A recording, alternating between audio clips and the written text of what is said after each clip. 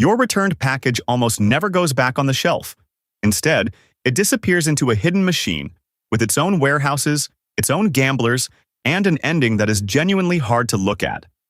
So let me follow one package all the way through it. Here is our item, a $40 blender.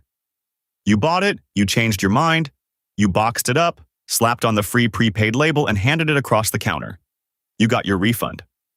From your side, the story is over. From the blender's side, the story is just beginning, because that blender is now traveling backward through a system you have never seen. It has a name: reverse logistics. Forward logistics is how products get to you. Reverse logistics is the giant, quiet machine that decides the fate of everything you send back. And it is massive. Americans return hundreds of billions of dollars of merchandise every single year.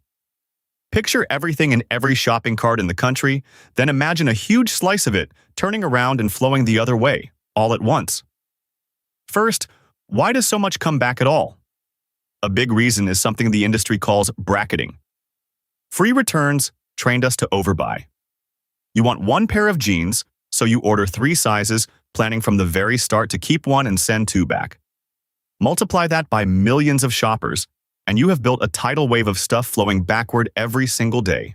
The free return was never really free. It just moved the cost somewhere you can't see. Follow the blender, and you start to find it.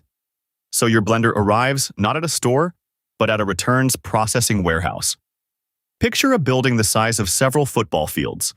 Inside, rows of folding tables and people in vests. These people are called graders. Their entire job is to open your box and answer one question: what is this actually worth now? The grader inspects the blender. Is the safety seal broken? Is the box crushed? Is there a crust of dried smoothie still stuck to the blade? They assign it a grade.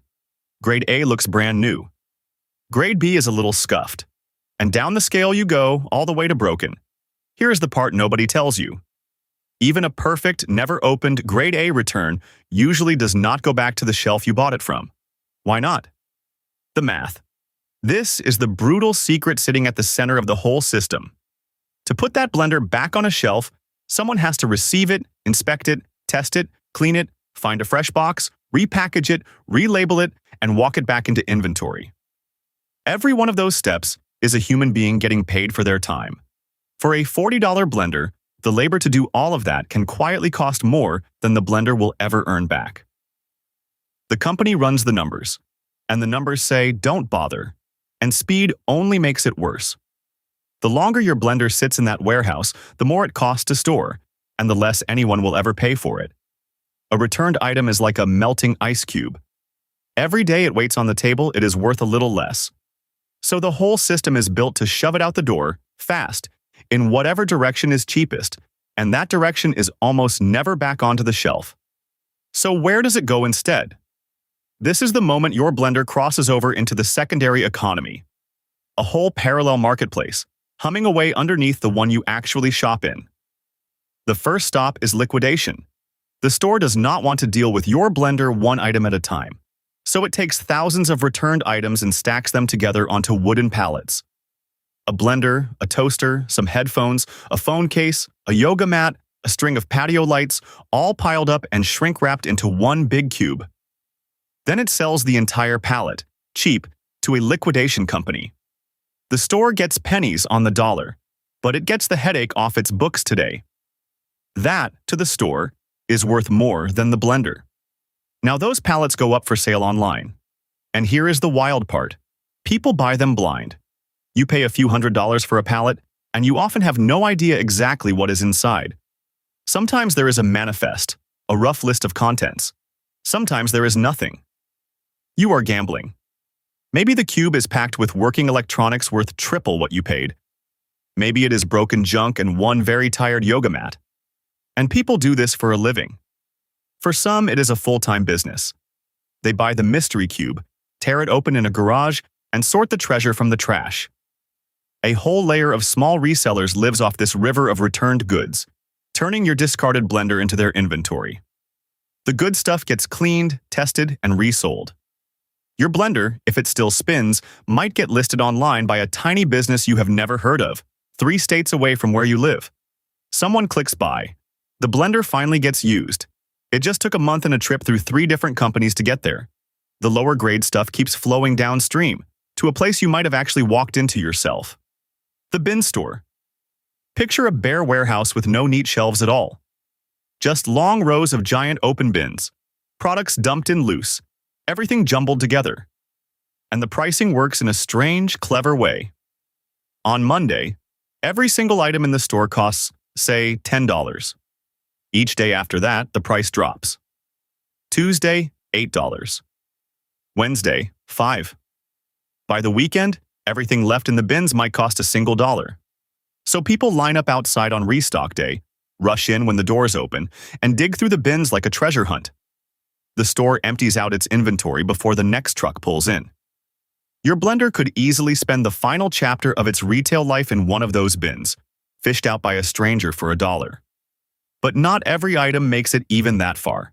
And this is the part that is genuinely hard to look at. For some returns, every single option costs more than the item is worth. It is too cheap to inspect, too bulky to ship a second time, too out of season to sell. So the cold, rational business decision is to throw it away. Sometimes the instruction attached to a return is literally destroy in field. That is just a tidy phrase that means don't send it back, don't try to resell it, just get rid of it where it sits. Brand new things. Tags still on, straight into the trash, and it piles up into a staggering number.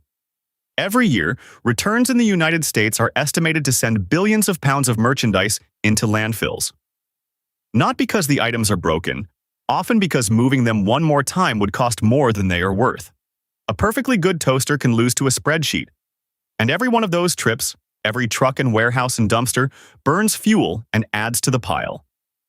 Now step back and look at the whole river your one blender flowed down. It started on your kitchen counter. It went to a grader's folding table. It got a price, set not by what it cost to build, but by what it would cost to handle.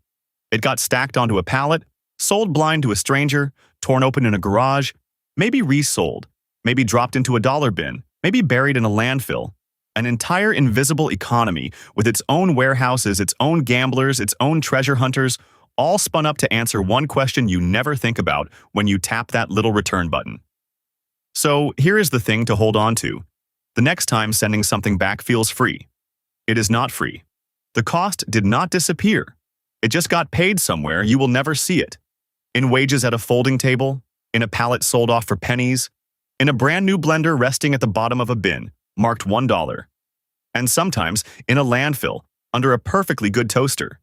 Your return does not vanish. It just goes somewhere you were never meant to look. If you will never see that little return button the same way again, you know what to do. Subscribe and stick around. Next time, we take apart another everyday thing you thought you already understood.